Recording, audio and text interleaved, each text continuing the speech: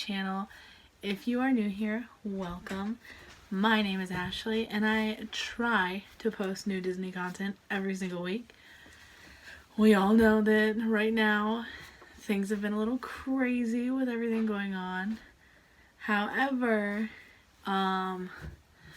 luckily I was fortunate enough that both of the jobs that I work are both considered essential jobs, so nothing's really changed for me except for the fact that they are both 10 times crazier than they normally are.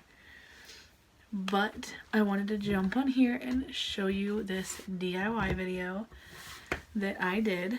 If you didn't notice in my last video, took down my pin boards back here, and actually what I did was I took each square, which I think was about a 12 by 12 square, and I cut them into like 4 pieces.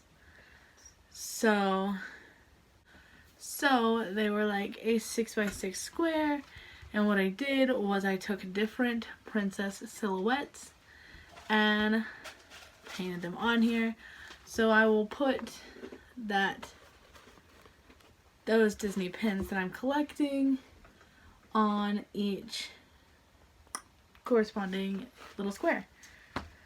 So I'm going to show you how I did it. Kind of. I'm not going to show the whole thing because the one part I use my Cricut for and I haven't quite figured out how to do that. But I'm going to show you the after parts because you can do this without a Cricut. You don't have to have one. It does make it a little bit easier. But so yeah, let's just jump right into it. Okay, so we are going to make 2 of these. I have Elsa, Anna, and Olaf, and I've got Dory because Dory is one of my favorites, and I have quite a few Dory and Nemo pins. So I am using this black paint. You can pretty much use any black paint. This is just what I had. So and then I got just like a little piece of paper that I had lying around. And I'm going to just dump some on the paper. Not a lot. You don't need a ton because you don't want it over... flowing. You don't want it to be overly wet. And then I don't have like a sponge brush to dab it, which is what you want to do. You don't want to paint it, because if you paint it, it'll kind of go under the creases. But I did have a bag of cotton balls, so that's what I'm going to use as my sponge brush.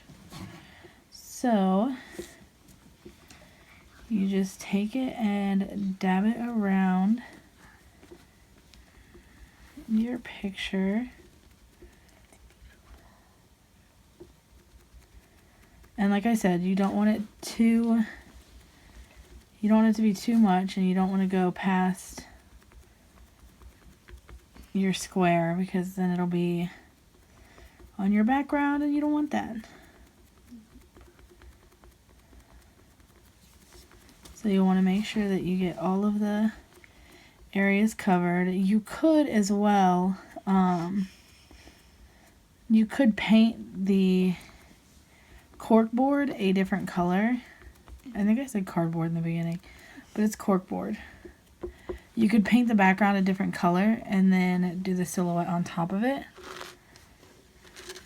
But I figure mine will be covered with pins anyway, so it doesn't really matter.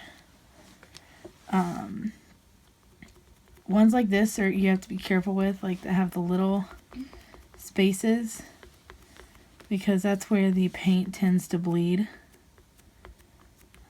And then you can't really tell. I tried to do one of Dory that said just keep swimming, and can you get me that one that's under the cup over there?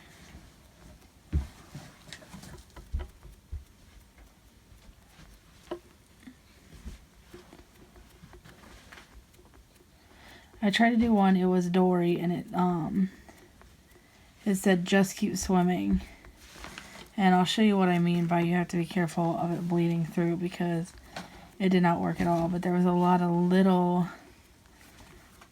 details to it, which I'm sure if I had a better vinyl, because the vinyl that I'm using right now is a book cover, a roll of book cover that I actually got from the Dollar Tree because I didn't want to use my good vinyl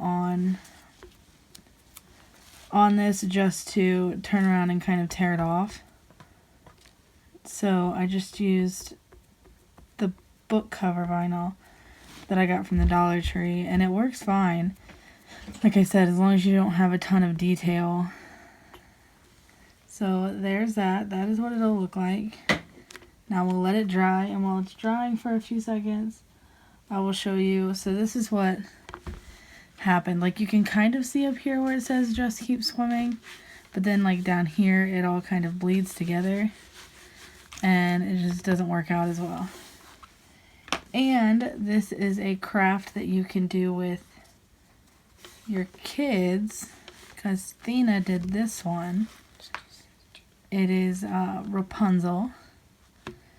So it's something easy that you can do with them that's not super overly messy. So we're gonna see. I'm going to take this one off because there's not a huge amount of detail to this one, so it shouldn't bleed too much. Nope, there we go. So there is my Dory.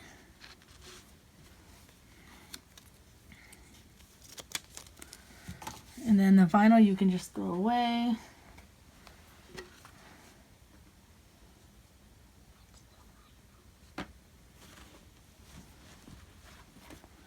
That's probably still a little wet, so don't.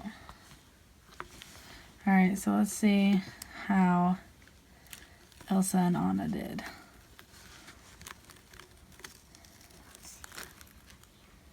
So these guys have a little more detail to them.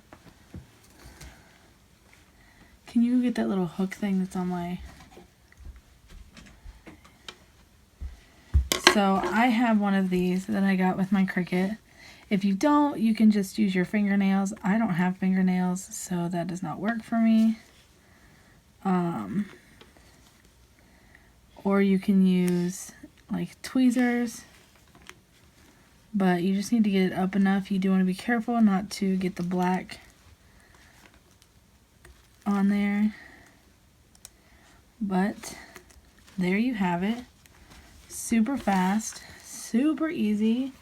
And they will be super cute up on my wall with all my little pins around it. And then that'll kind of help give me an idea of like pin sets that I want to collect, because I know for sure that I want to keep collecting Ariel. But other than that, I'm not really sure which sets I want to collect. But I'll probably have to make a Marie because I love Aristocats. But other than that, yeah, that's it. So there you have it, a super easy DIY that is super inexpensive too.